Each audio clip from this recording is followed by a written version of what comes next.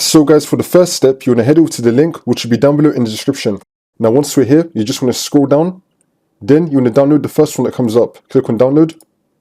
Your download will start in 5 seconds. And now the download would have started. If it did not start, then you want to click right here, and then it will start downloading for you.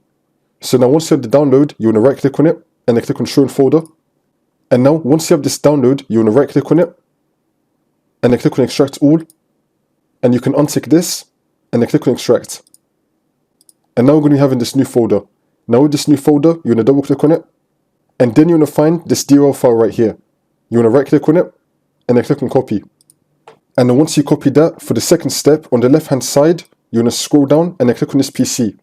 Now you want to find a drive where you have Windows installed on. It's going to have the Windows logo on it. That's how you know it's the correct one. You want to double click on it, and then click on Windows. And now you just want to scroll down till you find System32. Double click on System32. Now you want to paste in here where you just copied right now. You want to right click and then click on paste. And then continue. And then once you pasted that in, now you want to go back.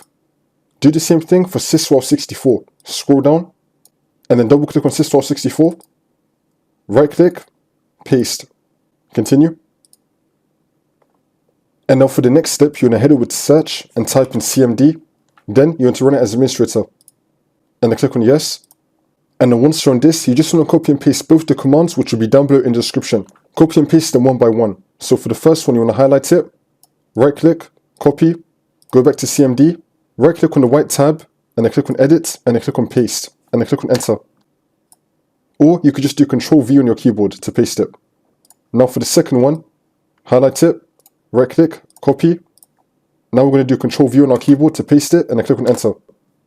Click on OK. Now you just want to restart your computer, and then the problem should be fixed.